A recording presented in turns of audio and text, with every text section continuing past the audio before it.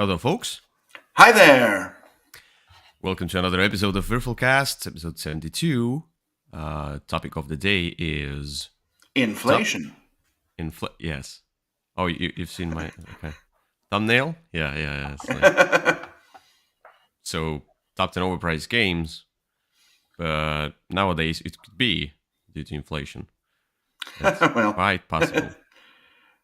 Yeah, but without further ado, we're gonna talk about our topic of the day and how we approach this and what is overpriced in our meaning. But let's first hop into the recent plays all right. and get this thing going. Why? So Kyle, why don't you start and tell me about your amazing game that you played, or not so amazing garbage game, Well, whatever. well, I hope it's not garbage. I've actually really enjoyed it. So this was so I was at Essen, and there was a game that I had ordered from a Kickstarter that was there early at Essen, but it showed up pretty much the next day after I got back. And I was thinking when I was there, maybe I should buy it and just take it home, and then I'll have two. But it was an enormous box, and that would be madness anyway. The game is called Mosaic.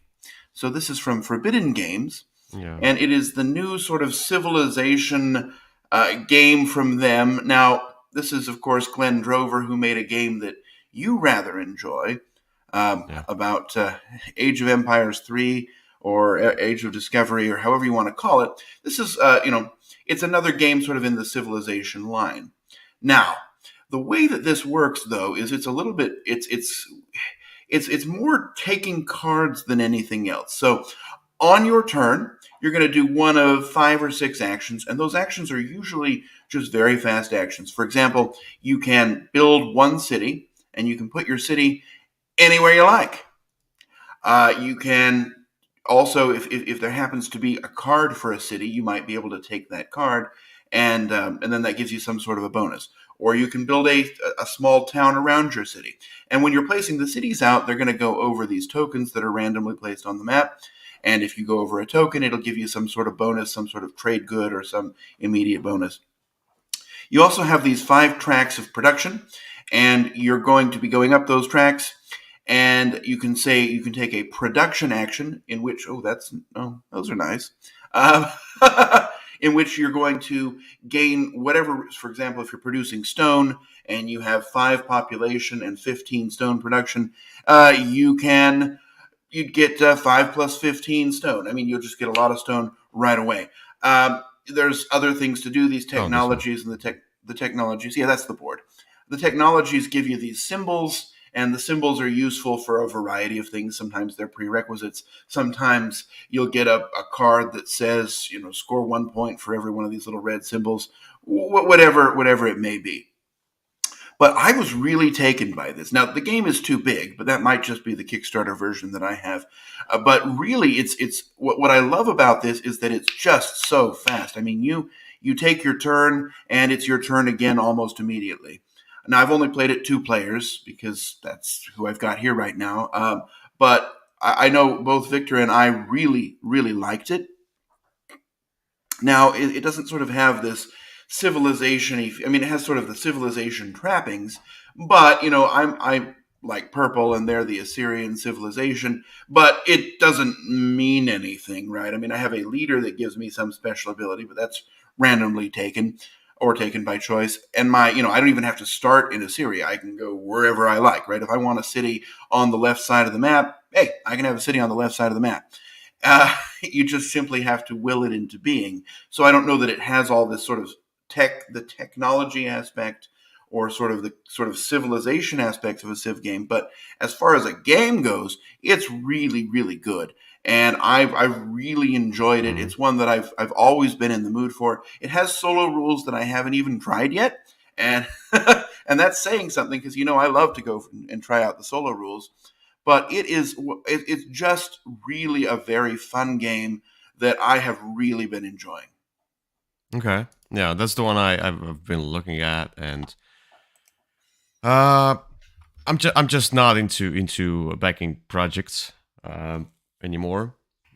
looking at all the, I looked at the Rise and Fall, for example. Yeah, also the bigger, from the publisher and designer I like. Mhm. This one as well. Like, I love Empire's Age of Discovery, and I was like, okay, Mosaic looks great, but I'm not sure. One of their other projects was the Age of Empires, the space themed one, and Oh, it, wa- yeah. it was a mess. So I'm like, okay, I'm curious. So let's see if it's any good. I'm gonna wait and maybe buy it later. Whatever. Yeah. I might buy the initial, like, whatever, the retail version. I don't Yeah. need all the deluxeified things. I'm sure if it's a Uh, good game, if it's a good game. yeah, I think the big difference between the retail and the deluxe version that I have is going to be the city pieces, right? There Yeah. will be no plastic on the board. It's all sort of cardboard chits, but those will work. I mean, they looked fine. I just, it's since I've got the plastic pieces, that'll be fun.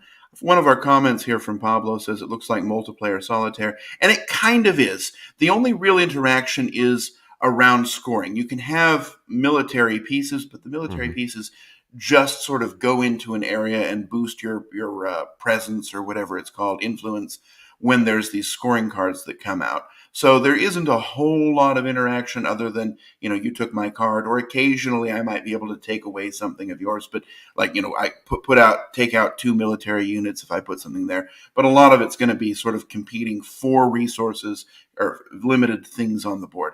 And so, if you're looking for, a go out and conquest game, definitely not it. Okay. Yeah. Also, hello to Pablo and Jesper.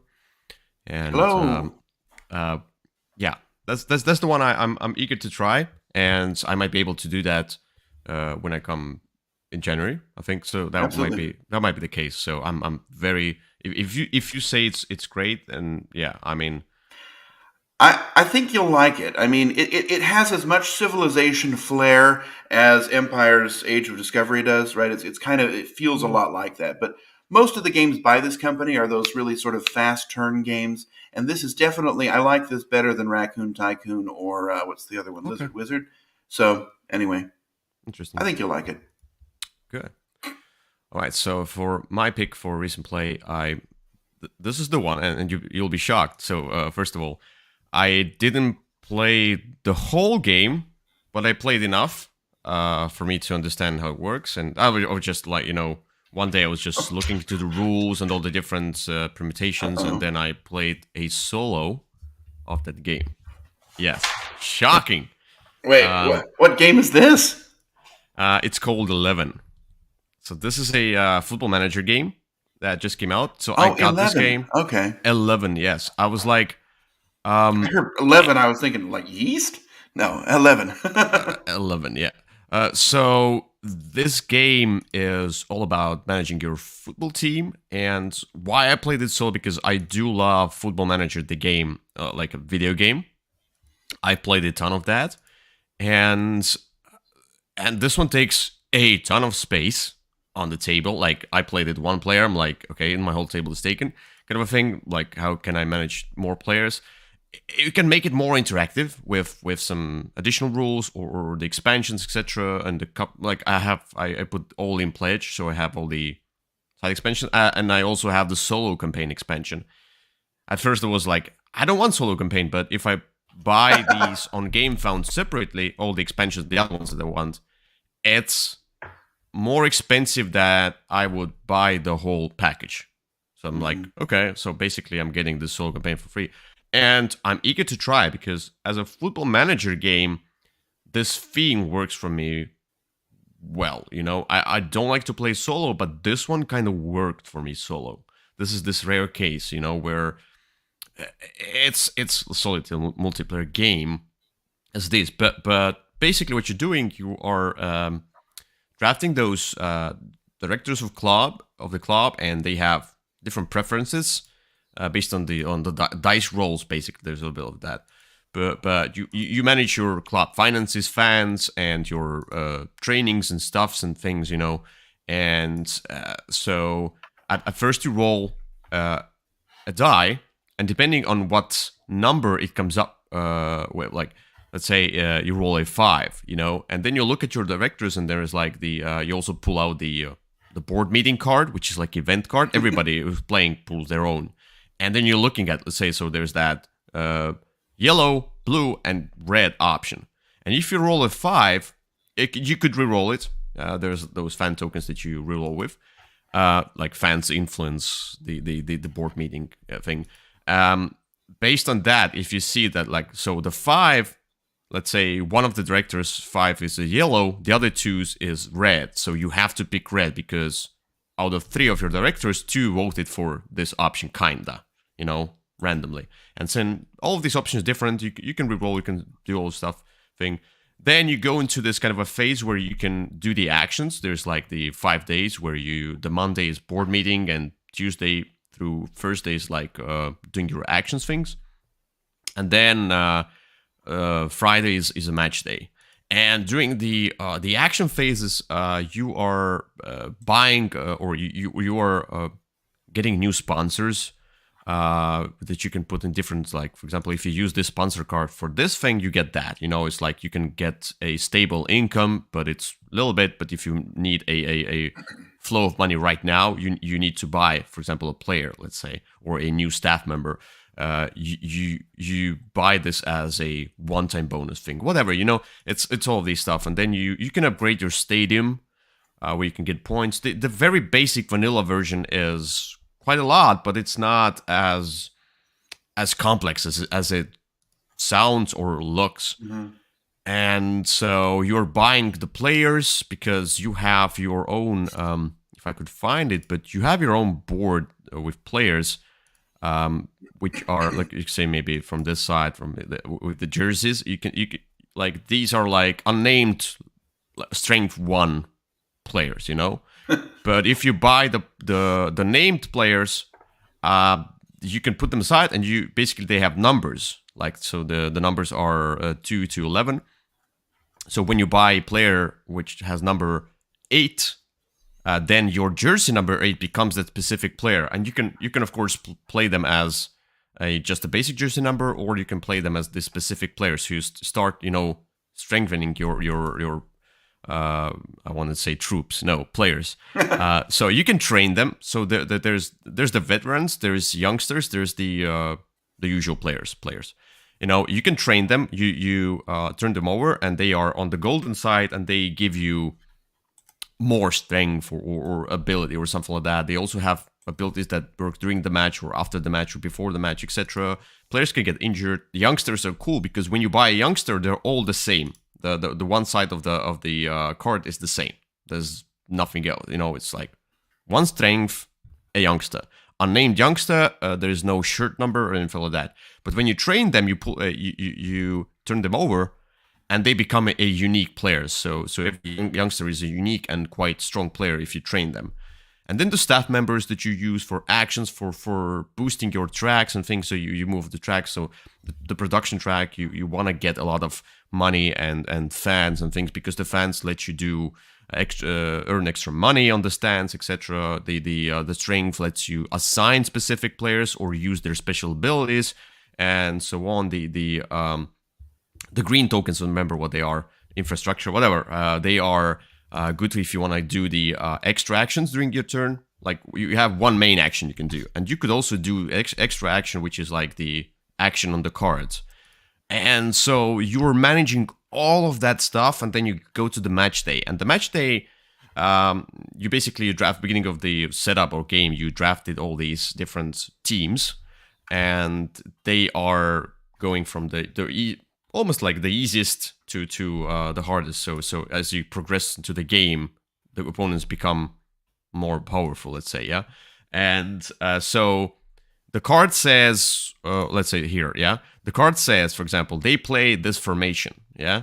And you can do your formations as well. You have tactics cards. And it has the scout report. And they are, like, let's say, this team has been playing unsuccessfully in the league for 3 years. Watch out for their right wing. They'll probably focus on blocking more than attempting to score. So, like, okay, so we're rather defensive. So I need somebody with a higher attacking ability, let's say, or something like that, attacking strength. And, okay, watch out for their right wing. So probably their right wing is very attacking. So I need my So their right is my left, like a mirroring thing. So I need to strengthen my left wing more, let's say, and all the things. The match day, and then you're combining pairs of players and things. This is confusing. This is hard to explain. You have to play it through. You're basically comparing defensive to offensive players, and then they score, you score, you can block, you can have goalkeepers block few times if possible. If they go through your goalkeeper as well, they score, and then basically all the different abilities that you can use during the game that if they have on the players you used, you do a lot of management there. And then eventually you see if you lost or if you won, you roll a die where there's like a special event. If you for example you lost and you roll badly as well, some of your players also got injured during the match. You cannot use them for few rounds, etc. So yeah, this is a lot to explain. When you play solo, there's a solo scenario. You can start with a scenario like don't get relegated. Yeah, don't be last, or second to last. So trying to do that, and then scenarios become harder and harder. They have like extra, like you basically get points. If you win the scenario, you also compare how many points you got. If you're like the legendary coach or you're like a average coach or whatever, based on the points. And there are some bonuses that you can get as points. So you basically collecting points. But once you start playing, you forget about all the points and things. And you start, it's, I need to match with that team. The scout report says they have very strong attackers. So, okay, I need to invest into my defense this round and buy players that are strong in defense, whatever, I like all of that. It's interesting. The solo campaign, I looked at it. I haven't played it because it's basically like a campaign mode where you play solo through. You start from Division 3 and then you want to be promoted to Division 2. Division 1 become the champion of everything. There's International Cup, the stadium expansion. So the stadium upgrades, they are very basic, extreme in the base game. The stadium expansion. I haven't played with those, but I wanna next time. No, I'm just figuring out the game, the initial game. So, and the stadium expansion is great because it gives you the.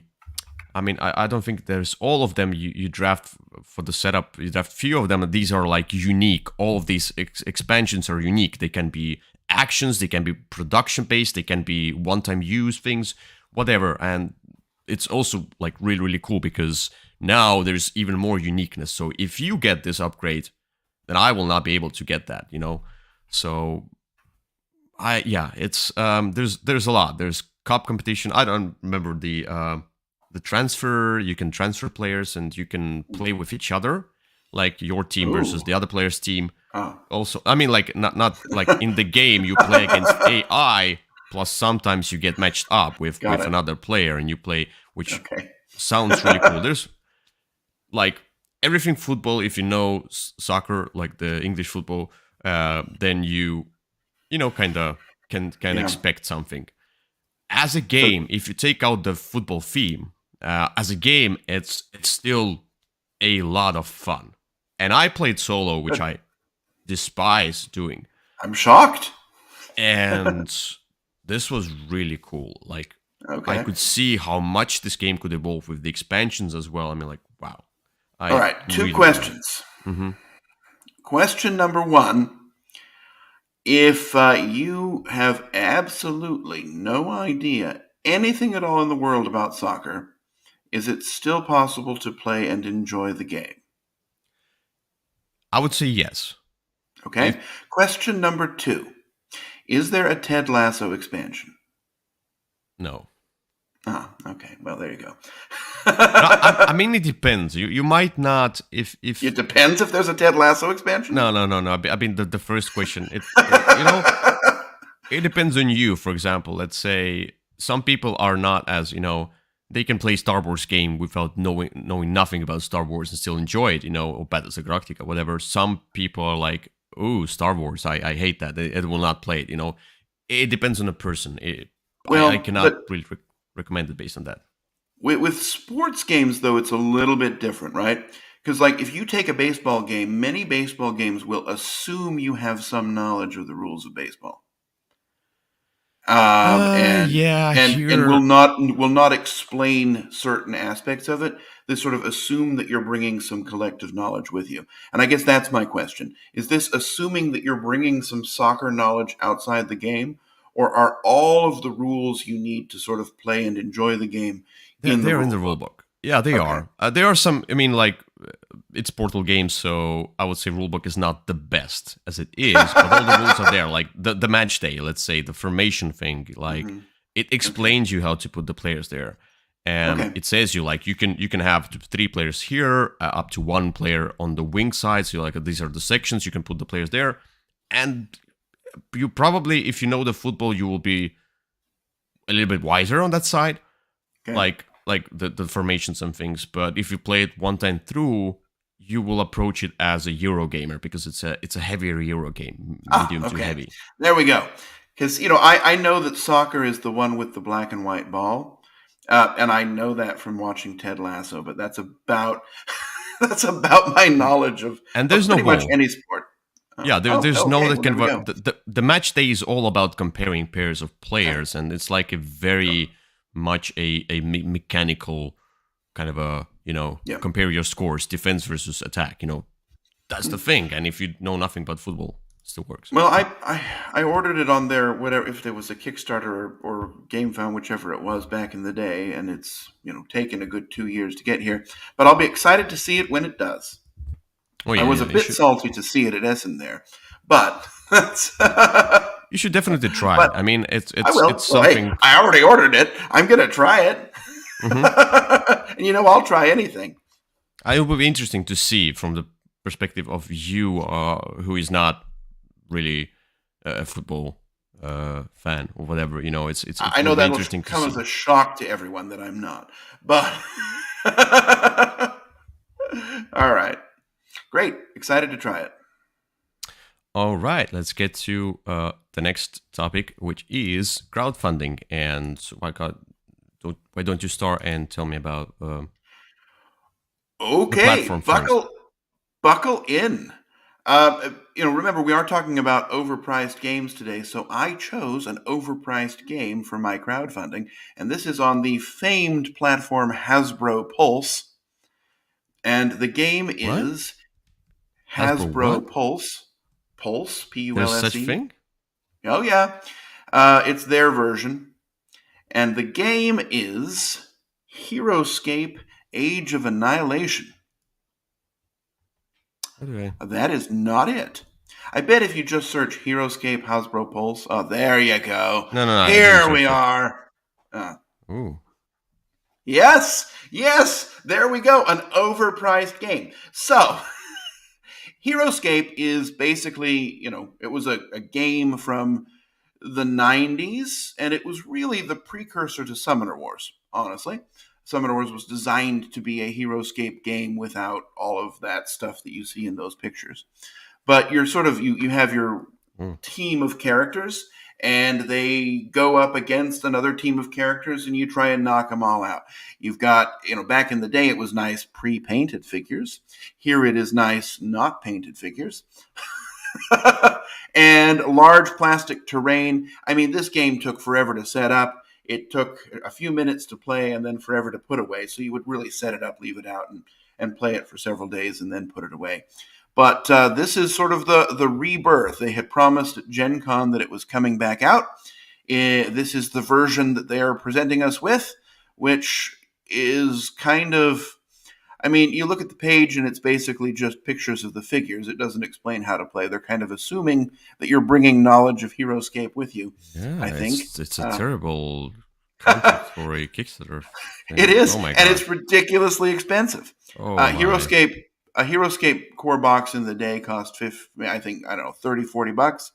Now it's costing a good $249. That does include shipping, but I don't know. Look, I love Heroescape. I've signed up for this. I'll contribute because I would love more stuff. I have Yeah. several big tubs of Heroescape. It's one of those games that, if I had a kid, I would play this all the time. I mean, this is Okay. sort of a kid magnet, right? And the game is simple enough that it can be learned by anyone, and in fast enough that nobody's really going to feel, okay, this thing's going on forever, which is shocking for a Right. game from Hasbro. I am interested in it, but I do acknowledge, one, it is way too expensive. Two, this platform is obscure enough that it's going to cause, it'll be a problem getting people to come here because people don't think Hasbro Pulse when they think crowdfunding. Um, and three, I don't know that this is the best presentation of a game ever.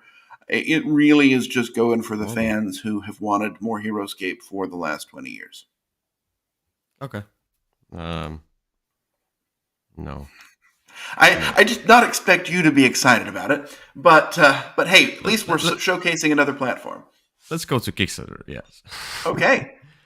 So not Game Fund, but here it is. So No, it's I right saw there. this game. Yeah, it's Harrow County, the game of Gothic conflict, and I saw this one here. I was like, ooh, the first picture.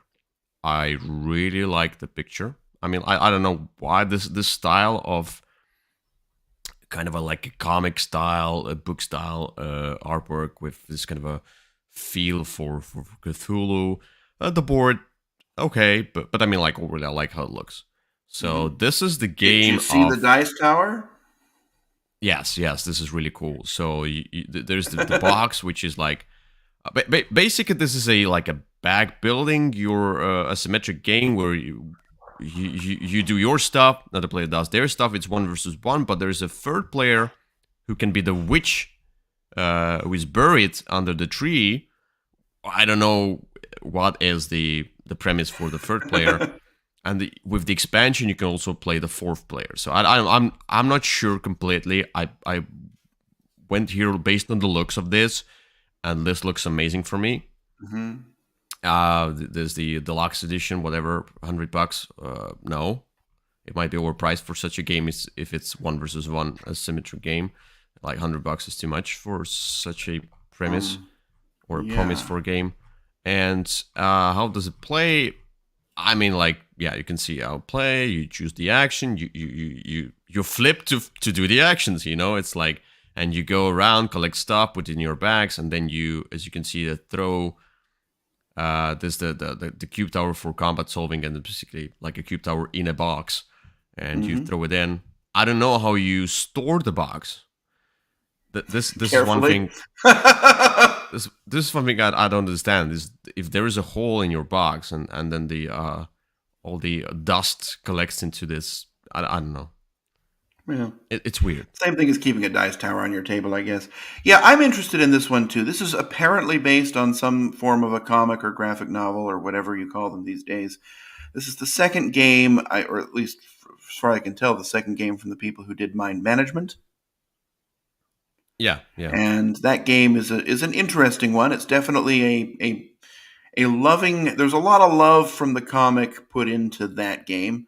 And so I'm sure that they'll do it justice on this one too. This was one that I was interested in when we were talking back about our games that were coming out at Gen Con. I guess it was just for a preview at Gen Con, but it caught my eye there as well. By the way, this artwork reminded me of remember the game? I think London Dread. Oh yeah, I remember that game. Which was a great premise, but the end was lackluster as a whole thing. It's like yes, it was. They half baked the game. Half of the game was great, and half the game was bad.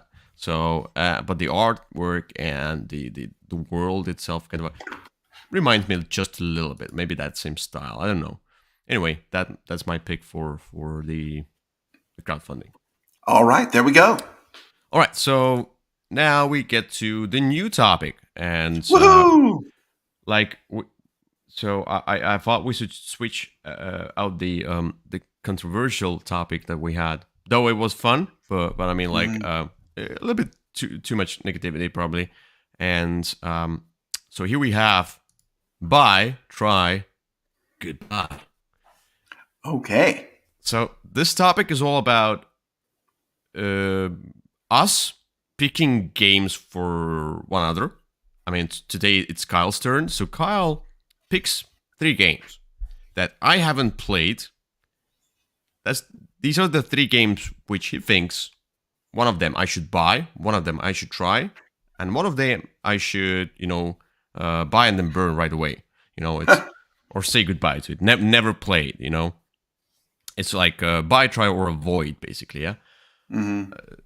So, Carl, tell me, what is the buy game you chose for Oh, me? well, I think maybe we misunderstood. I was going to present you 3 games, and you were going to tell me which one you would buy, which one you would try, and which one you would say goodbye to. Oh, okay, that's an interesting concept. That is We're how I changing. understood this. But Ah, so that is what I have done. Wait, let's do that. That's even okay. So let's change the whole concept of this We'll thing. change it from what you understood it to be to what I understood it to be. No, that's an interesting thought. I mean, like I think the viewers also agree that it might be interesting. So there are 3 games. I will Mhm. pitch them really quickly, Yeah. and I will say bye, try, or goodbye. So it's like All right. marry, kill, or Oh, whatever. yeah, kind of like that, but with board games. Okay, nice, beautiful. Okay, so All right. changing the So, topic on the fly. Let's go. but keeping the same banner. There we go. All right. So I have picked 3 games. It is Halloween season, as you can tell by my limited use Halloween fez. Saison. Um, these are 3 Halloween-esque theme games. And I checked to make sure you have not played them. I have played all 3. I enjoy all 3. Let's see which ones you will pick. Your first choice, Bachelor number 1, is a brand new game, a game about mad scientists working on a project over the course of many generations. This game is My Father's Work. My Okay. Father's Work features fantastic components, a great story, an app that will walk you through the game and help you to make sure you're doing everything correctly, surprising twists and turns, and different gameplay every time you play it. All right. Quick look at the picture, Yeah, and yeah, I've seen this game. So yeah. my father's work is one of the picks. Okay, so All right. let's go with another one. The second pick is a game of horror set in a video game universe, a violent and gory universe where many have learned to fear the old blood. This game is Bloodborne. In Bloodborne, you are going to take the role of a hunter who's defined only by the weapon he uses. You are going to play through stories with branching paths. You will fight monsters, and then you will die, and you will respawn, and so will the Yeah. monsters again and again and again. But when you do so, you can power up your combat, you can sort of build your little deck, and your gradually learning the way the monsters are acting each time you play so that you can get better and be more prepared to defeat them. This is not a world you would want to live in, but is it a game you want to play? So you say that there's deck building. Yes. I'll take that into consideration. Okay. All right. And the third game. And the third game is the greatest horror of all. An old one woken from the deep. Someone who, with strange eons, who's taught us that with strange eons, even death may die. This is Cthulhu. Death may die. In Cthulhu, Death May Die, your world is besieged by an old one who is trying to enter and wreak havoc. You are fighting various versions of monsters, cultists, and other horrors until the great old one himself awakes. Will however, as you descend into madness, you draw on an inner well of potential and strength and slowly become more powerful as well. Hmm. All right. So we So saw. I did not pick any trash games, right? That was not my idea here. I wanted to present 3 Halloweeny themed games, and you can tell us which you Yeah. pick. Which will you buy? Which will you try? And which will you say goodbye to? So Cthulhu Death May Die, Bloodborne the game, and the third one, the My Father's Work. my father's work. So I think for my let's just say goodbye to something. Yeah. We have to. Uh, Look, my father's work. I looked at this one. It looks amazing. It looks hero-y, but I've heard some really bad things about this one, especially at the 2 players count, and some, you know, story twists and story elements that get in the way of the gameplay, sometimes being too long. And that's what I heard.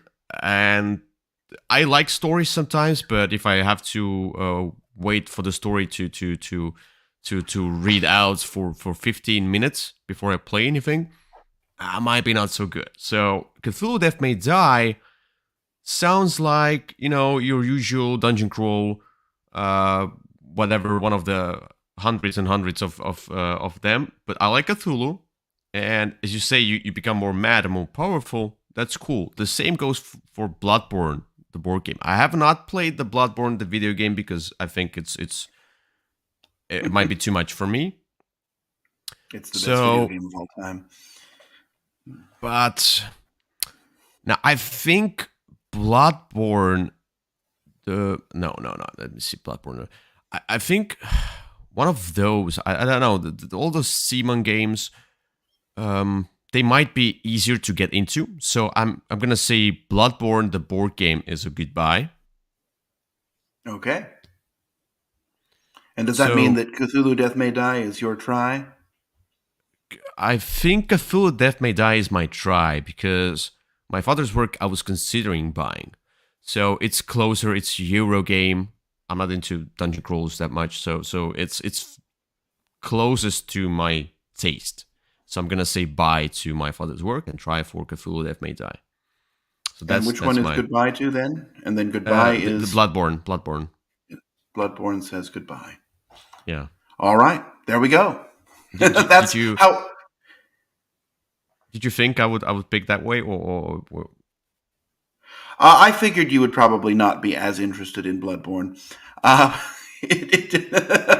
Not knowing the IP is kind of. In fact, I think that was how I would have guessed you would have picked. But there we are. Yeah. All right, so here we are, the new segment, which was made new again while we were recording, which was how I understood it to be. That's fine. Hey, anyway, it was fun. Let's get to the topic of the day, which is top 10 overpriced games. So now, about the overpriced games, this topic, as we discussed it, one thing I said there for kind of the rule, or not the rule, is that we shouldn't consider like these huge discounts that, like, for example, in US, there are so many stores that online stores, the tax thing and everything, which has the opportunity, and bigger market, which has the opportunity to do great discounts like Guzla Think, etc.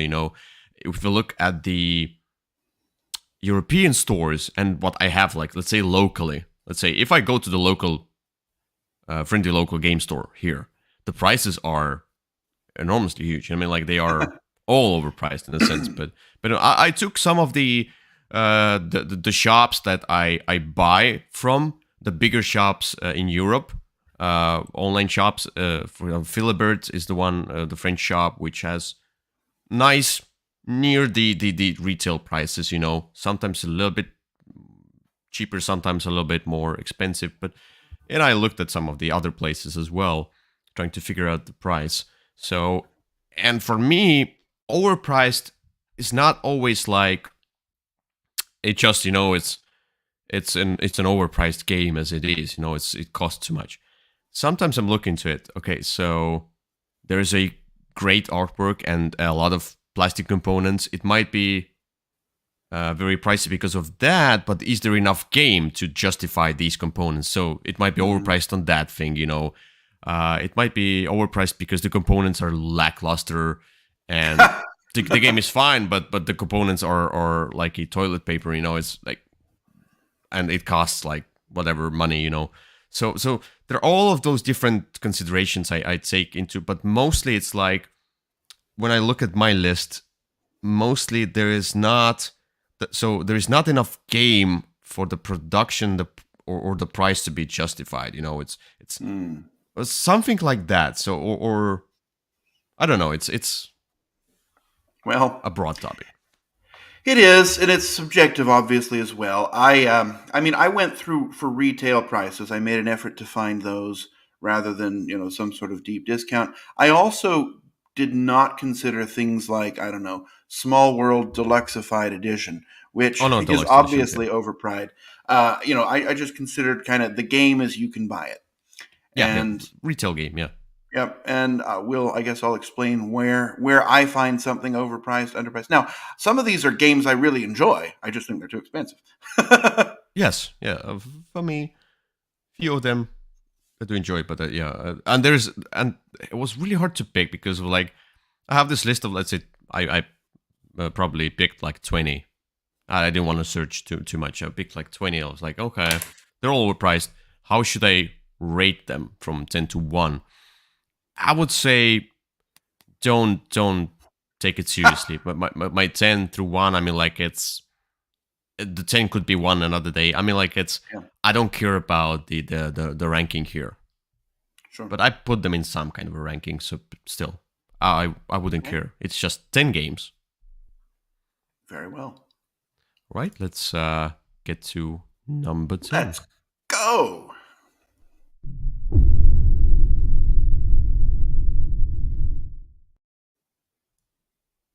All right. All right. My number 10 is a game I don't think you have played. I know I've talked about it with you before, but um, Mm-hmm. this is it was recently reprinted, and I'm going by the recent reprint edition, which is, of course, the version that you can get today. This is a game set in World War II, and you are a team of commandos trying to sneak in, sneak around, and achieve certain objectives. The game is called V Sabotage. No, no. Now, this game features mostly cardboard components. I mean, you can pay extra for a box of minis if you want them, but just the base game is a lot of sort of terrain pieces, which all look different but all function the same, and sort of some cardboard chits. And that's kind of what you get: a few cards, some cardboard chits, and all this for the low, low price of $75. So, Ooh.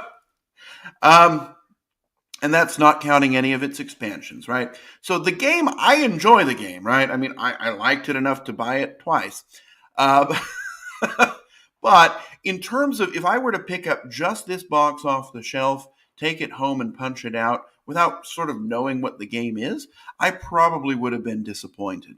I find $75 to be a real kind of a lot, especially because the components don't feel all that nice. They feel a little bit on the cheap side. And a lot of the stuff is just kind of different terrains that are all functionally equivalent. So, although I enjoy V Sabotage or its predecessor V Commandos, I do find it to be overpriced. Mm-hmm. Yeah. I was thinking about several games where there is a lot of cardboard, not much of the Hmm. plastic. And I was thinking about few companies, and for example, I feel like Bezier Games does a lot of overpricing, and Queen Games seems to have a lot of overpriced things. So we could do They've top cornered 10 that Queen market. Games. Yeah. Yes. But anyway, my number 10 is a game that I enjoy. And there's the deluxeified edition, which I had and really enjoyed. I gave it to friends, so they have it. I can play it anytime. I can go to their house and play it, But I feel like the gameplay is too simplistic for what is in the box. I would have liked it to be a bit more meaty on a bit more meat on the bone. That's Tidal Blades. The I the definitely re- considered this. the retail for this game, and look, the components and the artwork are amazing. The thing is that this game is, let's say, 60 euros for I mean, like, dollars to euros right now. I mean, the euro is Almost the even same. cheaper. Yeah, almost the same. The euro is even cheaper now, so you can consider euros, dollars, whatever. But 60 euros for this game with cardboard standees in the retail thing, and the dice are cool, custom dice. They're not engraved though, so they can eventually, fade off the symbols. The cards, the quality is nice. The all these cheats and things, your player boards, but it does not this production does not justify the simplicity of the game, which I enjoyed. But it's like you're just rotating your dials, upgrading them based on the symbols that you match on the cards by rolling the dice and matching the symbols on those cards. And then you buy some resources so you can re-roll, or you can buy dice, whatever. It's all the same, or there's not much to go around. Everything is kind of a concealed in this very small thing. It could have been a 40 euros game easily. Maybe not with dice, maybe some other mechanism or whatever. So I can justify it based on components kinda and the artwork, but I cannot justify based on the game. So it's a 30 to 40 euros game in a 60 euros box. All right. I don't know how to tell the other way. No, I agree. The game itself I found to be a little bit too light for what it kind of, I mean, after you set it up and go through all of that, I felt the actual gameplay was a little bit, I don't know, light in the loafers. Very light, very simple worker placement. You could go with, let's say, Champions Midgard, which probably is around 60, 50 euros as well, which has more depth to it. And right. One on the edge is another one with great production was Abyss, but with Abyss, I felt Abyss had more depth, no pun intended, to it. There.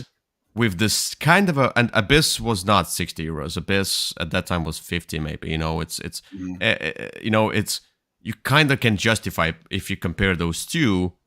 Title Blades is a bit too expensive. Okay, there we go. Let's get to number 9. Let's go.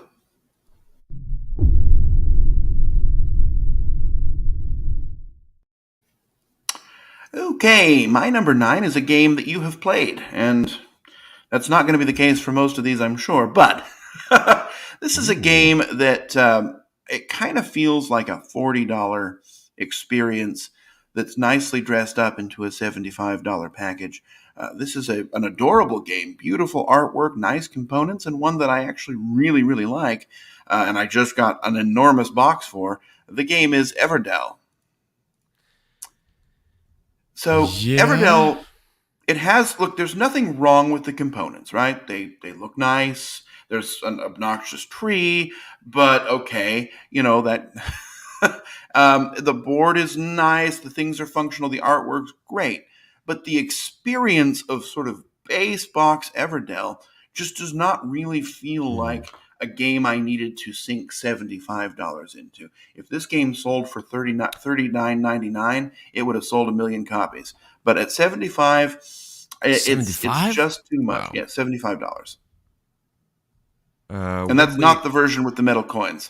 When we got this one, oh yeah, I can see 65 euros out of stock. Okay, yeah. I thought it's 60 or 50 or something like that. How much did we pay for it?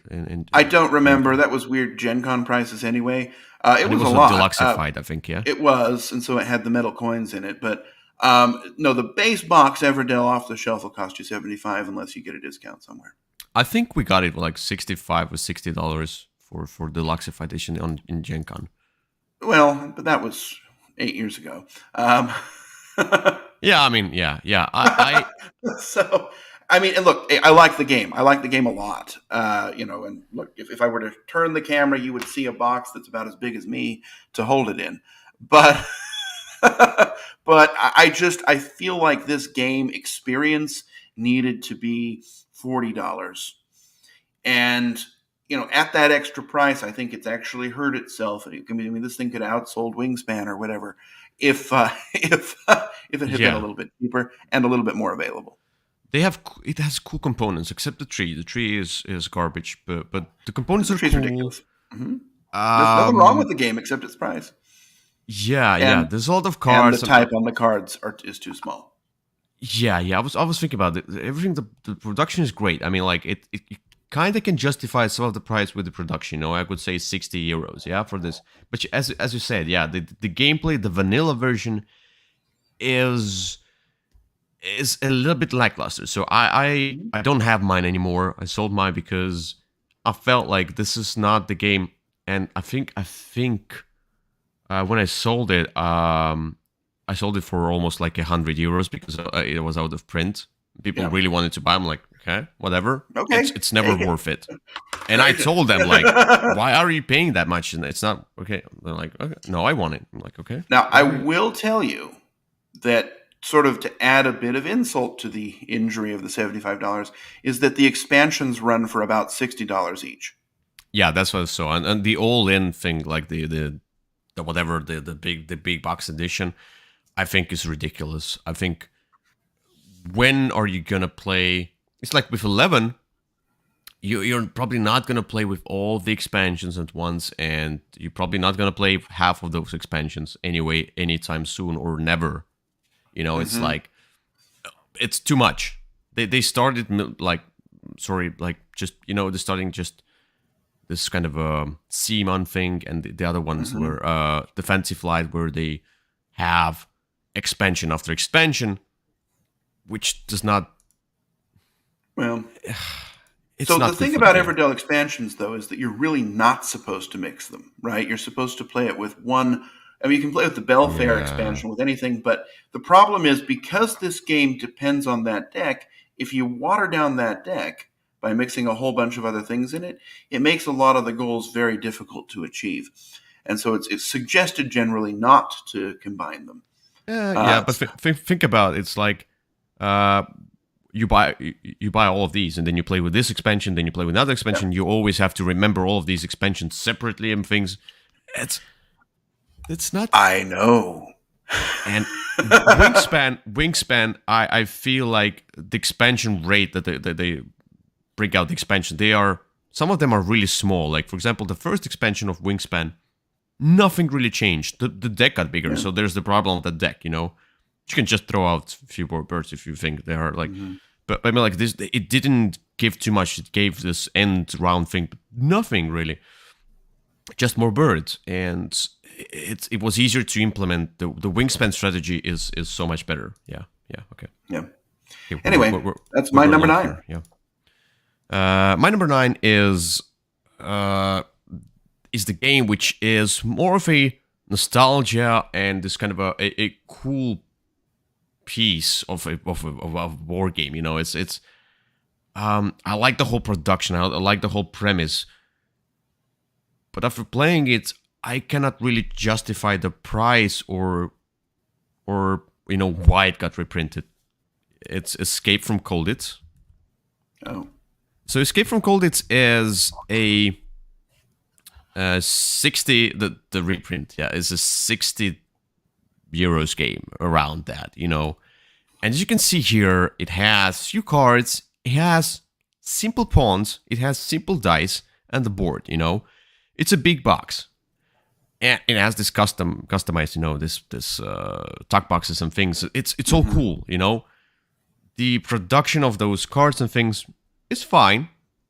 But if you look at all of these things, are there miniatures? No. Are there any special tiles or recessed boards or whatever, No.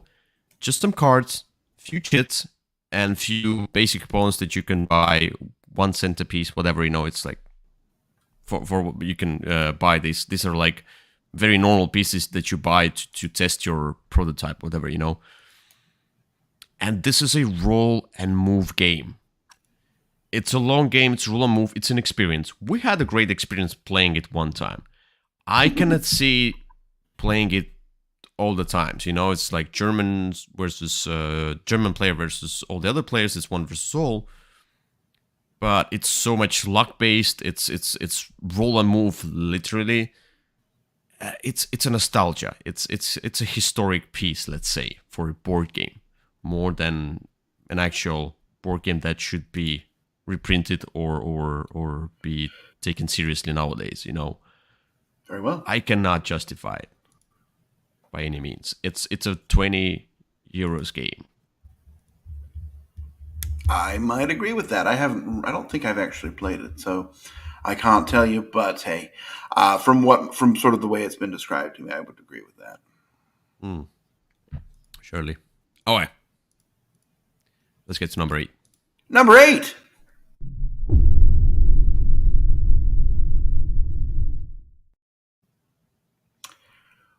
Alrighty, my number 8 is another game that I love and I love to play, and I've played a lot of times and I've really enjoyed. It is not a looker at all. Okay. And one of the base, there's 4 base games, and I think sort of the very basic, just first version big box box edition that you would buy to start off costs $100, and the game is Hexplorit. Oh yeah. Hexplorit is a role-playing game for one player, or for multiple players if you want.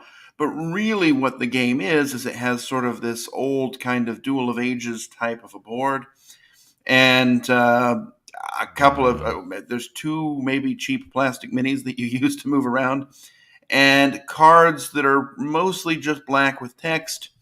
And your character is like a whiteboard with a couple of things printed on it, and you're playing, you're marking it off with a marker. The cards are kind of cheap quality. The board, the cardboard of the boards is fairly thin, not as bad as some, but not really deluxe by any means. Look, the game is fantastic, and I've had a great time with it, but it really has to overcome that initial threshold of this looks pretty bad, and it costs how much? So, and that's How just much? one of the boxes. It's $100 for what you see here. Oh. Oh, yes. So, well, I don't know if that's something you would jump in with $100 for, and that does not include its expansion. And each of them has like a $50 expansion that adds, 10 more characters to you. So, there you go. Oh no. Hey no.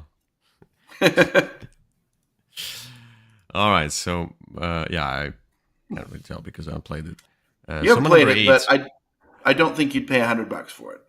Oh, my number 8 is, look. There are some games that, as I said, like this, for what the game is, there's not enough game to to justify the components. So sometimes it's like my overprice, sometimes it's overproduction, But the thing is, I want publishers to think about: is there enough game for it to be produced in this manner? My number 8 is Expand City. It's a city builder game, and it costs around 50 to 60 euros for a very lackluster game. And there's not much game. I mean, there's Quadropolis, for example, for a city building game. There is Suburbia, which is around 60 euros, $60, whatever. There's a lot of these games which might not have a great artwork, which this one also does not have great artwork. You can see these plastic things, These what cost. These cost, not the game. This was, yeah, I agree. It's not a beautiful game as it is. It's beautiful from the, if you move around in Jenga and Resin, and then you're like, ooh, you see all those skyscrapers. And then when you start playing and looking at those styles, you can see they're very basic. They are this kind of a Suburbia type bad artwork. The initial Suburbia, at least. You can see. Is this a great tile? It's okay. It's this kind of an app type thing, going on. Mm-hmm. But it's more of a toy factor. That's the thing. I cannot justify toy factor in these games that should have been like really small, very easily picked up. Like I said, Quadropolis is something like that. Quadropolis is around 40 euros. I can justify that. Santorini is around 35 euros, something like that, or even 30 euros. Santorini, which has all of these plastic bits, which is also, it's a very small game, very simple. 25 or 30 euros for Santorini. Amazing, I think. You'll buy it all day. This is twice as expensive for this kind of a Twice as expensive, weight. half as good. Yeah, I mean, like if you consider the weight of the game, it's Yeah. Santorini is as simple as this game. Sure. I cannot. I'd justifies. forgotten about this one, but I agree. I remember it was much more expensive than it felt. There's no game for such a price. Okay, All right, let's get to number 7 before let's I go. before before I fall into this doom. Okay. Kind of a I can't explain the doom mood where I wanna punch those games and Oh, let's into a go throat. then. Let's go Okay. quickly.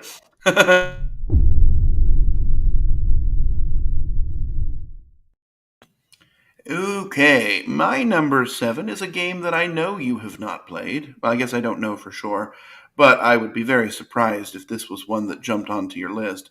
Um, this is a Mm. game. Now, this is from a company that has a line of overpriced games, and this is Mm. probably. And I think they do that intentionally.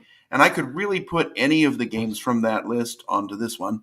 But this game is a game about an art gallery, and you're managing the art gallery and getting paintings. Yeah. And the game is The Gallerist. Mm-hmm.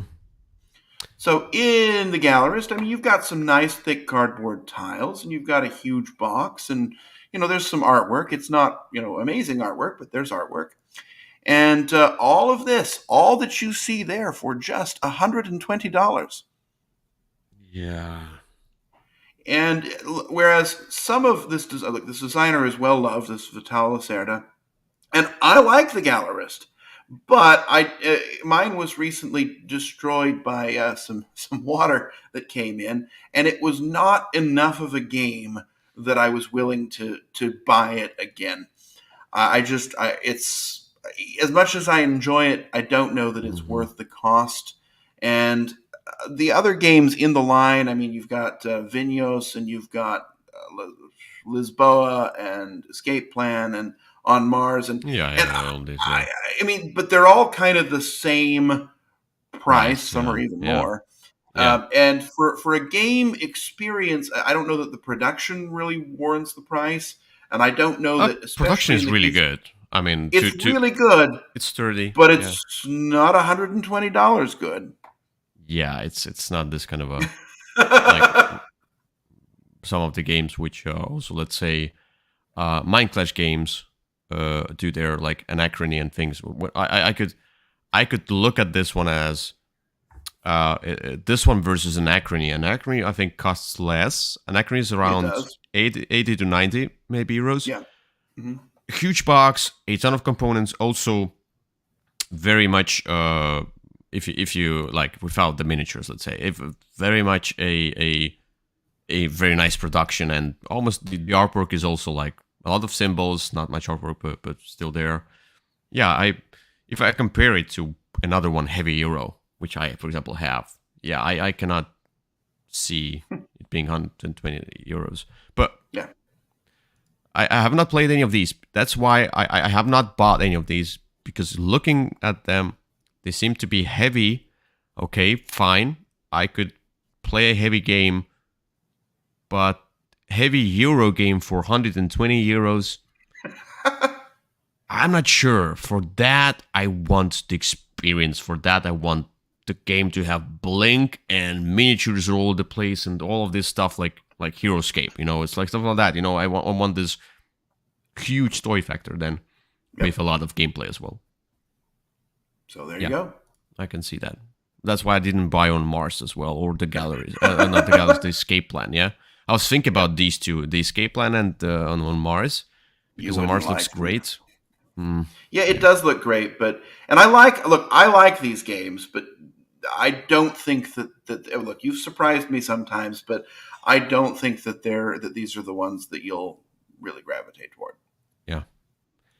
So, all right. So, my pick might be controversial in a sense, because some people say or might say it's worth the price. One other company sometimes overpriced, or not sometimes. Like I could have picked two German companies that overpriced their games. It's Hans im Glück overprices their games quite a lot. When for example, I looked at the Plan B. I haven't played this game. If I played, I probably would have put it on the list. I consider their games, but I'm like, okay, maybe it's depends on the game. I haven't played their new games. Hansim Gluk overprices their games. Aton and Cosmos is the one.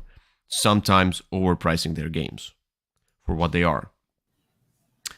One of them is Legends of Ender. Look, okay. Legends of Ender is about 60 euros for a game which has no miniatures, has simple standees, no recessed boards or anything like that, few cubes.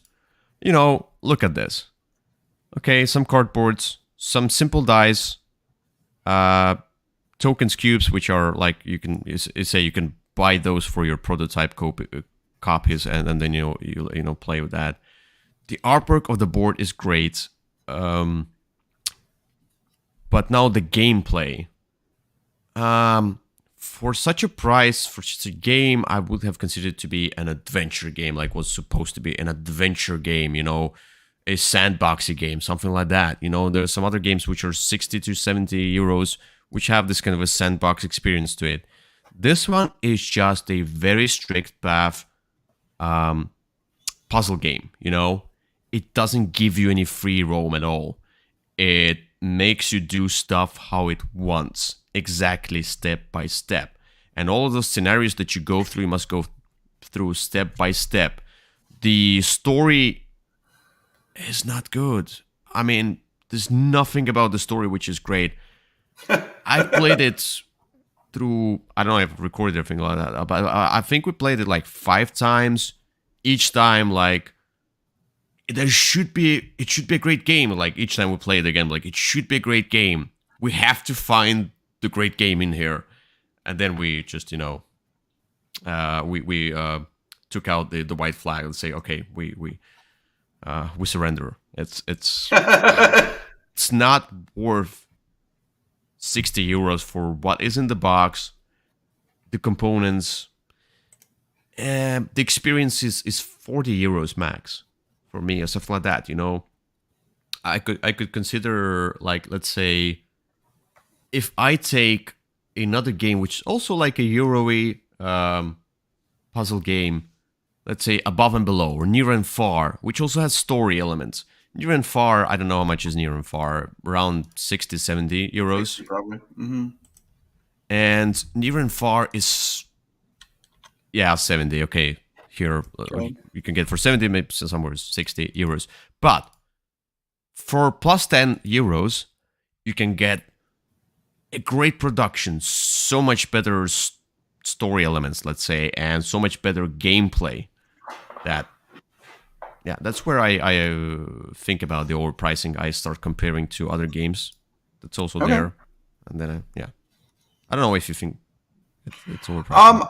I haven't played it in years, and so I don't. Actually, it's one that I've been meaning to return to at some point to kind of re-experience. But yeah, I mean, I remember having some issues with the base game, especially with the way that the rules worked. Really bad. It's like there's no rulebook. It's like you go through scenarios. So I don't know. I mean, I will give this game another chance someday, but I don't know. Maybe the price will put me off. Who knows? But I mean, like, you look at this amazing artwork and all these monsters, and then you have the wizard and the archer and the swordman, and you need to defend the castle.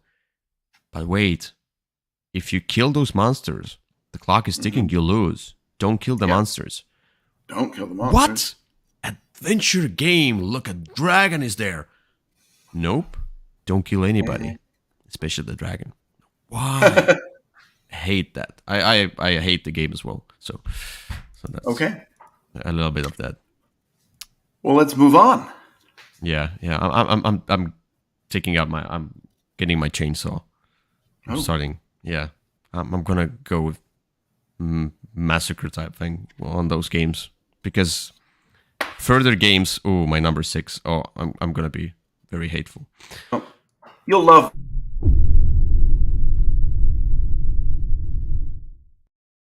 I'm sorry, you said I love yours? I said you'll love my number 6. My number 6 will shock you, or however that works. All right. So my number 6 is a game you have not played. And I might even guess that this is a game you will never play. even though I love the game, I think the game is fantastic.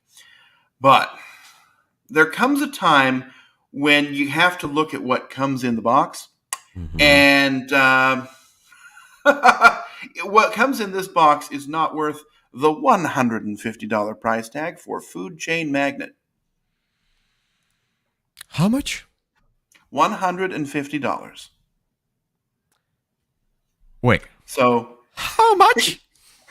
yeah, exactly. Right. I mean, so this game is famously ugly, right? Look, the gameplay is fantastic, and you are paying for the gameplay, not for the pieces you're playing with, because it comes with Gosh. ugly prototype Oh my god. map. Cards are okay quality, but honestly, to make the game useful, you have to buy separate things so that you can mark things off and Why? store them.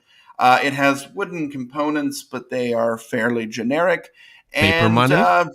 paper money, cheap paper money. I think Oh. it might even have been Oh. one-sided paper money, uh, like printed only on one Ooh. side.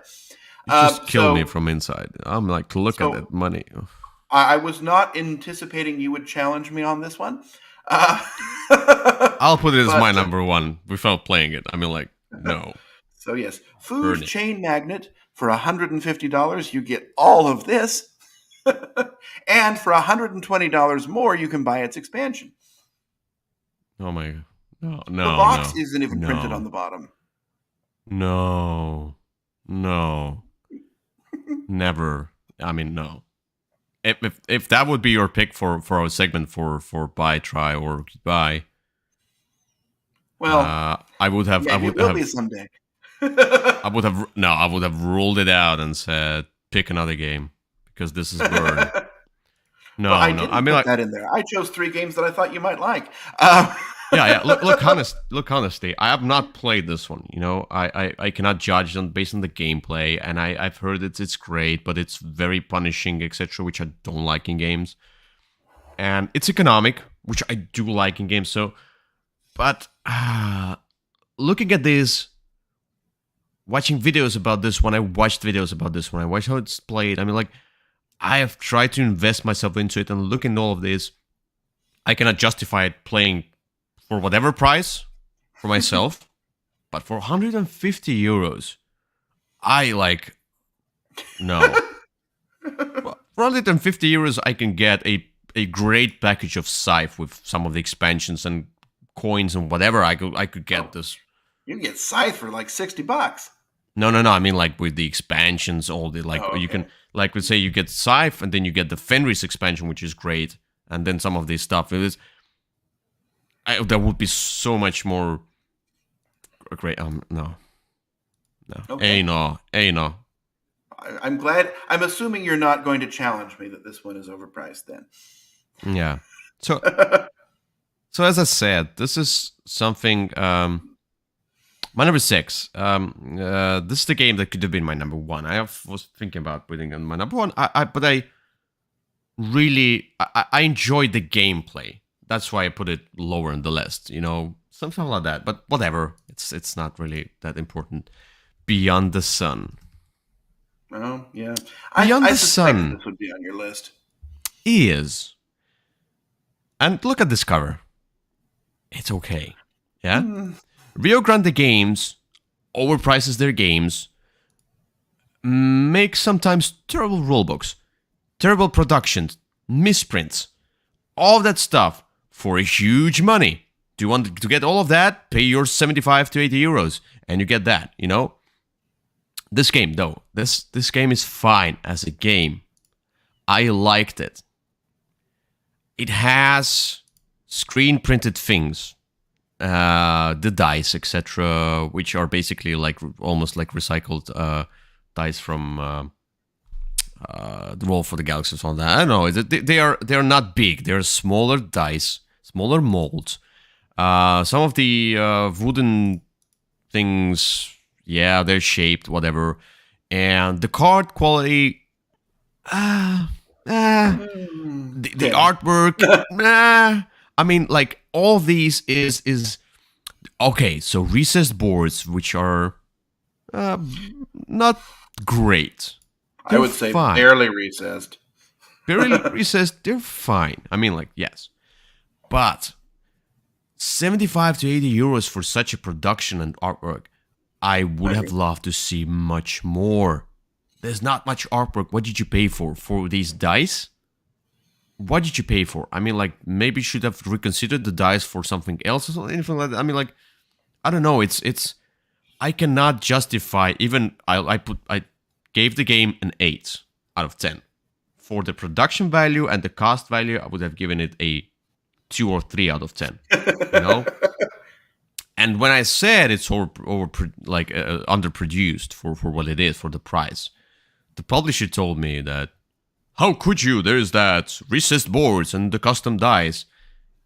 And I said, okay, look at Scythe. Scythe costs around the same or even cheaper.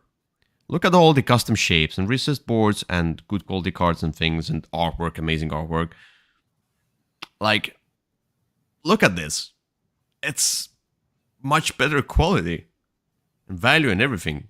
No, it's not a 75 euros game or 80. It's a 45. 45, okay, 40, 45, 50. I will go 50. The production, the boards, all of these things that you put together, they are 1.5 millimeters or 1 millimeter. I don't know. They are really, they're not thick. It's very thin. Mm-hmm. They will start bending. They will start scratching. They will start, it's there's no linen finish. There's no finish at all. All right. No finish at all. It will all fade away. Yeah. There you go. Whew. Let's get further. Let's get to number 5. Oh, yeah.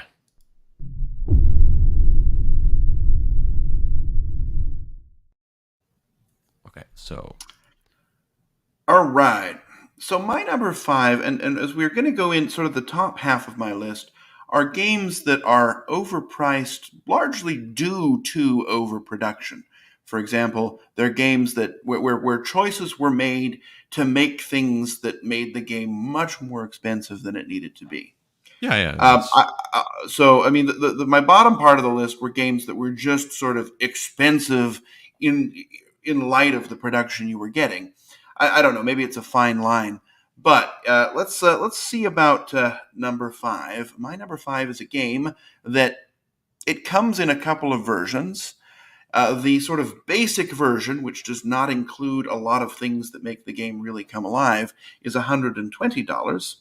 Or sorry, $140. Oh. And the full version that includes everything you need to play the game is $220. Oh. And that game is Amazing. Foundations of Rome. Oh, yeah.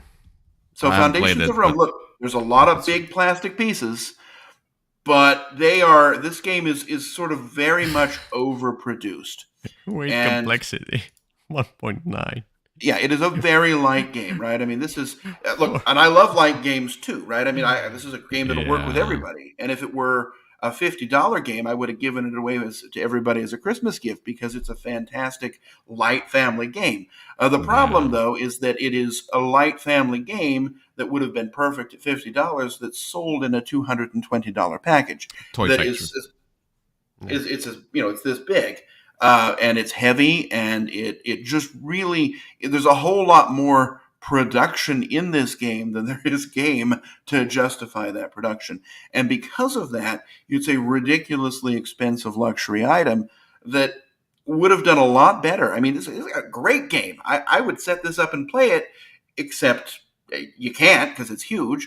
And it's so expensive that it just really doesn't justify.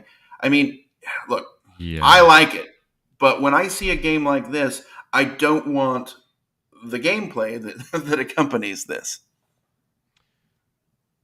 So all the buildings the bases are like the square, whatever. They are symmetric, and then the buildings are tilted or sideways. For all the buildings I see, ooh, it messes with my. Well, I mean that's just the way that they're designed, but yeah, they are kind of off. I don't like that. They so that it's not an even grid, but I can see that. So because the city wasn't even make it function. Oh, I don't like that. Ooh, it would mess with my mind. Well, look, I do like this game. I think it's a game that everybody should try, but it is not one that anybody should buy. Oh, those look nice. That's not how they come. Not painted, yeah. All right, so yeah, okay, I can totally see that. I mean, like I looked at the game, like I might try it, but I mean, you could buy the New York 1901 with the tiles and play that, you know. And that is a good comparison, right? I mean, it feels like, in fact, it's even lighter than New York 1901, but Ooh, even lighter. but yeah, it's lighter than New York 1901. It's a family Um, oh, very much. I mean, look, game. this is a game. This game has 4 rules. I mean, this is this is the easiest game in the world to teach and play, but its price and production are really getting in its way. Okay. All right. So for my number 5, this might be a controversial pick because some people would say no, it's not. But this game is worth the price probably as a Kickstarter when you get all of the stretch goals and exclusive stuff. Then it's worth it. That's where the company Simon or Come On, whatever. They if you don't back their game on Kickstarter, sometimes I don't think it's worth the money. Yeah. You know. So, Rising Sun is €100 game. You might get it cheaper in US, probably, maybe, but in Europe, let's say it's around €100. I mean, if I go to the local game store, add 10 to 20 euros to it, because we have like even higher prices than online. I love this game. I mean, like I not love, but I'm like it was I put it as a 10, but now it would be as an 8 or something like that. You know, the gameplay is fine. It's a bit simplistic. It's not heavy in the gameplay. The negotiation doesn't work well. Look, this is all of the production of the plastic pieces, etc. I paid a lot of money for. I paid almost the same retail price as if say the playmat. If we exclude all of the add-ons and things, I might have paid the same price for what is a retail, but I got all of the plastic I could get with all of the exclusives and miniatures and extra stuff, whatever stretch goals, like a ton of them. It was worth the price then. But as a base game where I don't think if I can find the initial retail edition, but I mean, like, it's all cardboard. Sure. And it's €100. And this is the game where I would say pay a bit less for Blood Rage retail and go play Blood Rage. When I compare it to Blood Rage, it's not worth it. Yeah, I have this. All of this is all plastic here. I can't really find it. But yeah. I mean, like, well, nobody takes pictures of that version, but yeah, I understand what you're meaning. Yeah, lots of the pieces are more cardboard. Especially those tiles that you're handling. The whole game, those are just sort of cardboard tokens. The sort of the action selection ones. That's one of the bigger. Yeah, I can't really find it. Yeah. No? Oh well. But I mean, like, the cards are fine quality. The player stands are fine quality. I mean, like, yeah, I can really find some of these are upgraded, but yeah, it's all cardboard, and the map is not big enough for a higher player count. So you need a playmat. So for €100, I would have loved for it to be a bigger.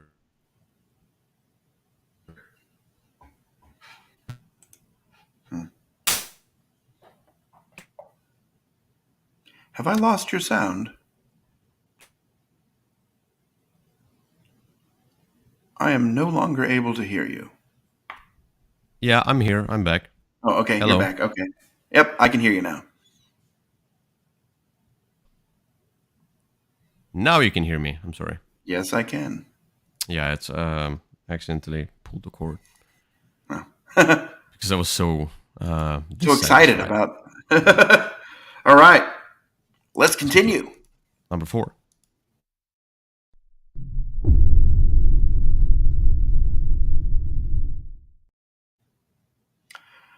All right, my number 4 is a newer edition of an older game that I liked a lot in the old days, but haven't touched for years because when it came out, it was really the big game in this field.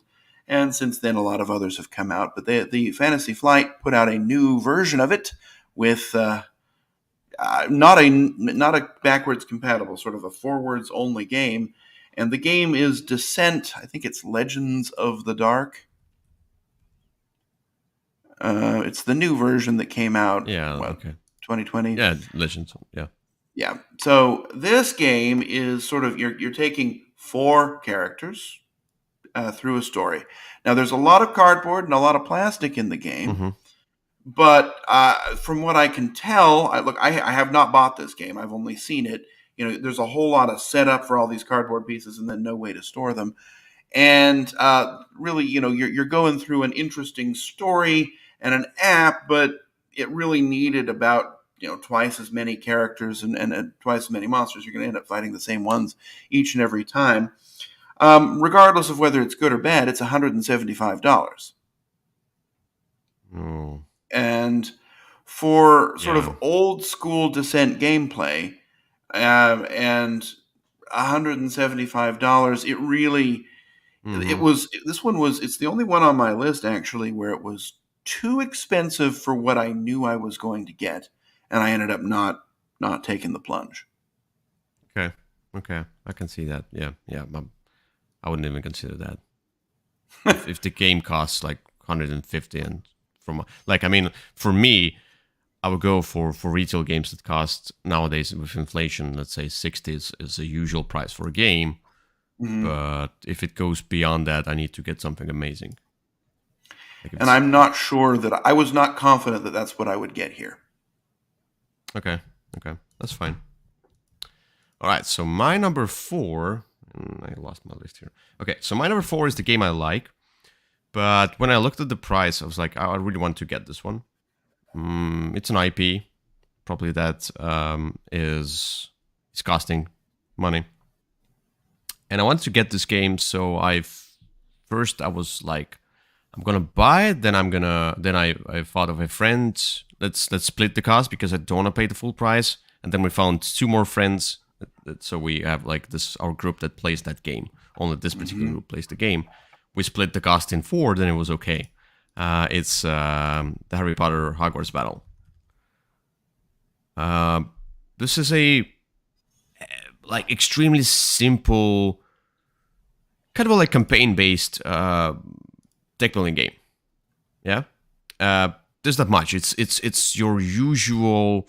You have attacking cards, you have some defense cards, and blah blah blah. It's cooperative, and you need to put the tokens on those baddies. Then they are gone. Then you beat the last baddie. Then you build up your deck. There's nothing special. Maybe a few things, but you play it for nostalgia, for Harry Potter, whatever. For this kind of a love for Harry Potter. We are this group of 4 people who love Harry Potter. So it was like, okay, let's buy this game, and we bought both expansions. So basically, I paid probably even less. It's about 55 to 60 euros game for this very basic deck building. I probably paid less for the 3 boxes. Like we divided the cost for all 3 boxes, which have like this one has 7 scenarios, I think, plus 4, and you can replay it, of course. Yeah, it's not worth it. As much as I love it, I love it for the theme. I love it for our kind of a group types. It's just a perfect game for this particular group, for us. Very situational, extremely situational. Not worth the money as it is. Yeah. Yeah, I would agree with that. I found the game to be much too basic for what it was. So you won't find a challenge there. It's a 30 euros stuff here. Maybe probably some few things. The metal, not the coins, but they're like metal tokens that you put there. They could have made them into cardboard or anything like that, or wooden tokens. It would have cost less, and that's why do such a thing for such a simple game. I don't know. Yeah. Okay. Let's go. Let's go. Number 3.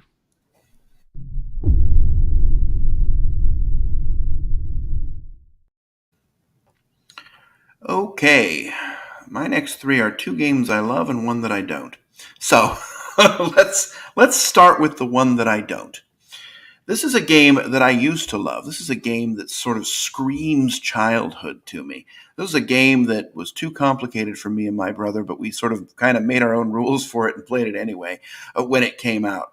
The Monopoly? game was recently reprinted at the low, low price of $196. And this game is Hero Quest. I thought you were with the Fireball Island, whatever the. Oh, well, that one, I don't know. That one's not going to be on my list. That one was expensive, but at least it's a nice production. This one is expensive and is not a nice production. This one has the cheapest of cheap cardboard, Is it very the old generic version? plastic meetings. Um, it might be. I can't. What's the date that says there? It's a little too small for me to see. 89, but I mean, like, I'm No. not sure if Well, look, oh, honestly, it's under the same edition. Okay, I see. yeah. The difference between the two editions is one came out in the 80s and one came out a year or two ago. And there's a couple of the terrain pieces that used to be cardboard, kind of build them cardboard things, and you had to tape them together, that are now plastic. But other than that, nothing has changed. This game has 1980s rules, some Hmm. 1980s components in a 2019 box with a price tag that's close to $200, and really is not. I mean, the only reason to play this game is if you had nostalgia for it. Honestly, there are 100 better Hmm. dungeon crawlers. The one that I talked about a moment ago, this Descent Journeys in the Dark, I'm sure is better than this. Regular Descent is better than this. In fact, just about anything you can imagine is better than this. The artwork's not great. The components and rules aren't great. And other than the nostalgia value, and there is some nostalgia to it, for me, I guess the value of it was $196, but this just really is not worth the cost. I mean, you see those tiles there, those stair tiles? Super cheap cardboard. So this is Um, the new version is on the right side, kind of and the older yeah, version on the left side. exactly. And so you'll see the old version is like a lot of cardboard that you put together, and the new version is some plastic. But Yeah, yeah, it, you it, can it is see here as not, well. I New imagine this versus probably old. cost $35 in Hmm. 1986 or whenever it came out, and now costs nearly 200. I can see this better pictures, but basic. Okay, all right. So there you go. My number three is the game that I think costs a lot because of the production of the bigger cards and unique artwork on each card, and that's Museum, which is around 60 euros for something like that retail. So yes, Vincent Trey, amazing art, love it to bits. The gameplay for Museum is it's basic. It's a set collection. So you collect the cards into your museum and then you sort them and then whatever, and you can see all of these different cards. They're all unique and there's some historical value, but those cards don't have any abilities or anything like that. You just collect them and then you put them into your museum and then arrange them in a collection and then you get points or whatever. It all looks cool, but it all like all just a cardboard and the museum tile, the player sheets or whatever they are, the museums are just a very cheap kind of a paper type stuff, glossy paper type stuff, and it's not like cardboard, thicker cardboard, and there's no plastic or anything like that. The gameplay is just not enough. I mean, like it's very basic set collection. The gameplay is 30 euros gameplay at most, and for it to get exciting, you need some extra mechanism like black market or the new world thing, and it's also all of that set collection, but with some take that, and then the archaeologist would basically make you have the have some kind of limitations on what cards from what region you can get, and then you progress, basically opening those up and paying other players archaeology expansion. But you need to get those expansions, which also cost from, let's say, 25 to 40 euros, something like that, or maybe less, but depends on the expansion. So eventually you get the cost to 100 plus euros, but then it becomes a 60 euro game and 100 plus euro with the 100 plus euro price tag, which should have been included in the base game already. Some of these expansions for that price. Yeah, I feel like Museum is not worth, the base game is not worth it. But if you really like this game and I don't know, I cannot just justify it for the art. Well, I'm hoping the new big box, which should be on its way soon, will improve my opinion of the game. But I understand where you are right now. The gameplay will be the same, and eventually I get just bored. Hoping the components are nicer. There's that thing about the boards. No, the museum. How you put the cards at the end of the game. I mean, yeah. You sort them. It's a mess. It's a mess. Yeah. Okay. All right, let's get to number 2. Almost Let's there. Go.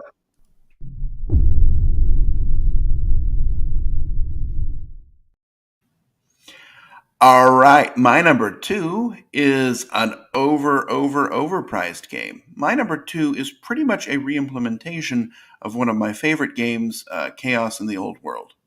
It's a fairly shameless reimplementation of this. But this one is, of course, Cthulhu Wars. Mm-hmm. And the base box of Cthulhu Wars, if you were to buy it, sort of for its suggested retail price, will run you approximately $200. Now, there are some nice large minis, but there's not that many of them. And the other components are relatively cheap cardboard. The boards they're 2 separate boards. It's not even stuck together. And sort of just the entry price to this game for just the base box alone, none of the other factions, just the 4 basic ones that you get, is going to cost you $200, and that is a lot for Cthulhu Wars. Amazing. I love it. Yeah, no, I haven't played this one, and I could see it being overpriced because just, they brought up the toy factor probably for a, very simple gameplay. Well, I mean, look, I like the figures, but even those figures don't justify the price. I mean, 4 large minis isn't going to get you to $200, and they didn't need to be that big. 200 is a lot, yeah. Yeah. Mm-hmm. If it would have been $100. $100, yeah, maybe I'm in. But, then that's not any of the expansions. And honestly, you'll want at least a couple of the other factions. Otherwise, you're going to be, playing the same game all the time. And it's just, the barrier to entry on this one's pretty big. Okay. All right. So for my number 2, you would definitely agree. You also hate this game. I hate this game. Though I tried to justify this game. I bought it from Gen Con for, I think, $60, something like that, euros, whatever. It's around 50 to 60 I know which euros. One it is. Okay. Does it include a free cockroach? I'm not sure, but probably. It's Come Award. That's the one you thought about? Then yes, the answer is yes. It did include a free cockroach. Oh yeah. Look at this game. So the tokens, everything is like paper cheap. The miniatures, whatever. Dice, simple. Art. So the art is like Fuji magnet kind of a thing going on, where if you put some of the stuff on the board, and it becomes not just black and white, thing. Mm-hmm. But the room art is cheap. It's not evocative. It's and the whole rulebook thing bad. The production, not only production, but the story elements, etc., are not as good. Then there's that thing where you could get so sometimes you get this horror like not the cassettes or thing, the endings, and then you can get a combination that is not in your box because you should have back to Kickstarter or got the expansion which is exclusive. You cannot get that really, or something like that. It's like, but wait, if I got this combination, how can I then proceed with the game? Then take another combination. Like what? Yeah. About the rules, so how do you interpret this rule, or how do you play that? However you want.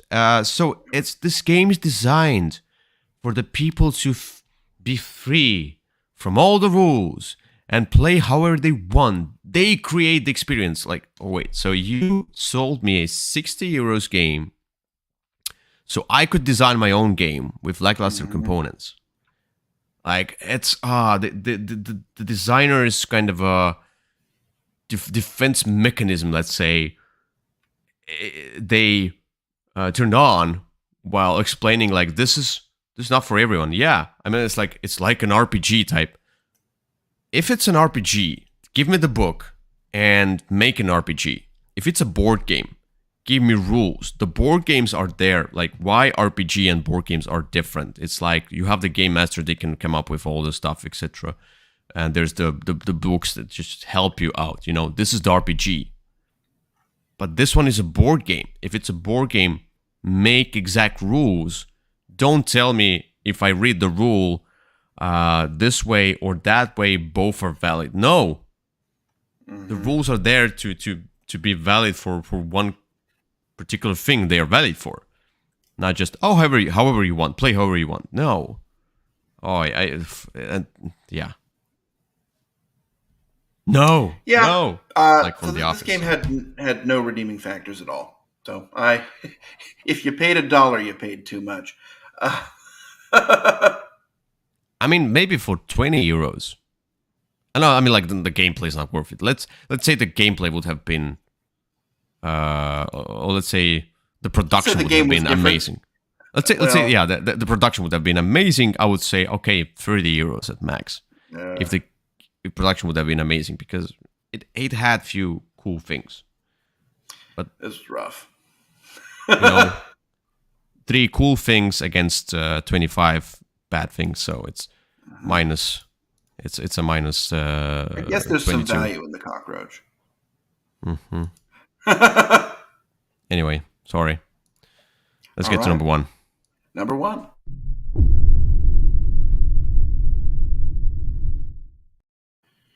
All right. So my number 1 is one of my very favorite games of all time. It is a game I talk about a lot. It is a game that actually is well produced and has nice components. But, it's overproduced in many aspects. And, the base box, just sort of to get you in the door, is going to cost you $150. And then each of the expansions, which add one character each, is going to be $30 in addition. And some of the expansions are just a deck of cards that's, maybe that big, and that's also $30.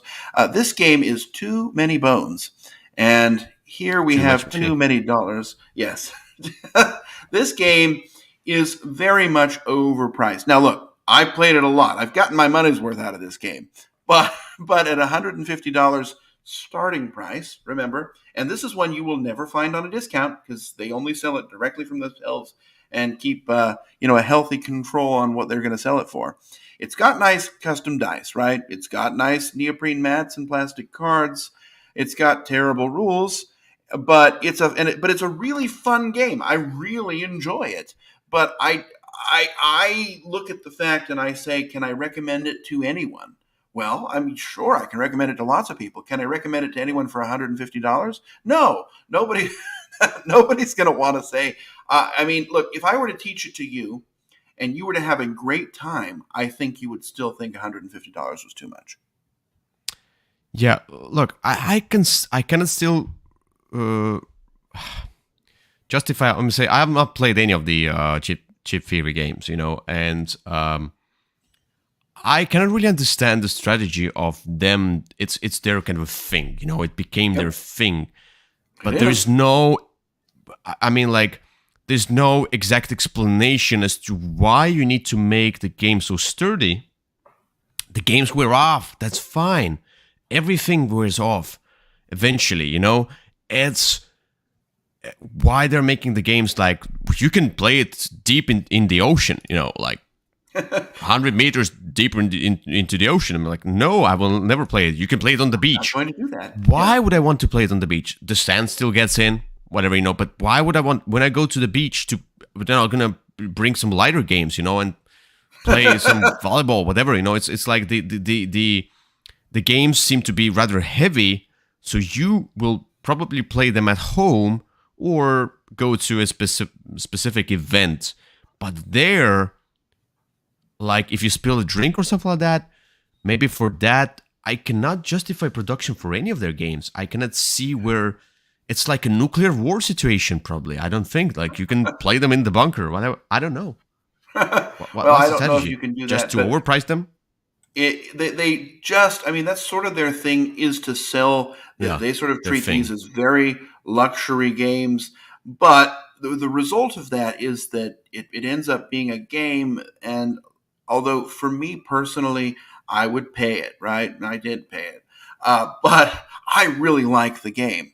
I mean, like, I really, really like the game. And unless you're going to like the game as much as me, this is too much money for it. Yeah, don't make like the next time they're gonna make them out of titanium and stuff like that. You know, it's why these are games. They offer that for their dice. Oh my God. It's the same with the Fraggle Brothers. Like yeah. I have not played. I think I've not played any of their games. I think Snowtails I played, but it's not. I mean, like all of their this huge, like the gnome thing and the other one where they have like, yeah, there's like also like a ton of money on my list, but it's like the toy factor and how they look. It's an art piece. You can put it on the table, people can look at it, put it away, but the gameplay, it's like this production is not worth the gameplay at all. This one seems to be they are really preparing for the nuclear winter or something like that. That seems to be like that. You don't need to produce the game to be as sturdy. You don't need to. Put some linen finish on them, that's it. No, you don't need linen finish. They're plastic. Yeah. We don't make them plastic. All right. So for my number one, first of all, I'd say this is not a game. This could have been just a book. Just a book. A choose your own adventure book that you could buy for 20 euros, dollars, 30 euros, dollars, whatever. And just go through the stories and probably have better experience. Which, to be honest, I had with these adventure books. That were the comic style. If you played those, I remember exactly. There was a knight one. There was the criminal one. Yeah. Van Rider. Yeah, once. So these are the ones that they're better value, much better value. But Tales of the Arabian Nights is not the game. It's not a game. It costs around 50 to 60 euros. Now it's out of print. You can probably not get it. Now it costs even more. Yeah, but I mean, like, look at the cardboard. I mean, like it looks bad, extremely bad. What's the gameplay? So you go somewhere, you get a piece of story, and then you get another piece of story, and then you collect something. You don't even care because it doesn't matter where you go. You collect something random, and then you do this random. You die randomly. You do this randomly. There's no connection or anything like that. As I said, go buy a good choose your own adventure book for 20 euros. You'll get much better time with that one than this. They call it a game. I can see, yes, the cost of this is all not in the components but in the book because it has those like huge amount of entries. It's a huge but they're all random. They not really are. And at the end of, like, everybody says like, oh, you can at the end you can laugh about the story. So you went to the prison, this, that, like, and it's really funny. How is it funny? It's not cohesive. it's not connected. The events are not connected to each other. It's like I went into a bar. I found the elephant who sold me a golden statue that I brought into the ocean. Swam across the ocean to invest in crypto money and ended the game. You know what? Who? I think you'll need to Where? keep your day job if that's your idea of a good story. I mean, it felt something like that. And this is not a game. This is not worth any money. Just buy a book. Okay. But that's pretty Not much sure. what the game is. Yeah, It's a book. it's not worth it. Not 60 euros. Buy That's a a lot. book. All right, so yeah, that's it. There we go. It was a longer episode, but you had a lot to brag about. You know, a lot, a lot on my chest to you know to bring out and talk about because true. overpricing. Sometimes it gets me. Sometimes I overpay. Like for example, we could have done top 10 games we overpaid for because there are a ton. That could be the same list. Top 10 fairly priced games, by the way. That might be. Maybe someday. But Anyway, not today. Not today. Anyway, thank you for watching. And Absolutely. we see you in another episode On Wednesday. of Würfelcast. Oh, Wednesday, yeah. And then they'll see you on Wednesday and us together on another episode of Würfelcast. that's true. All Take right, care. perfect. Okay. Bye-bye.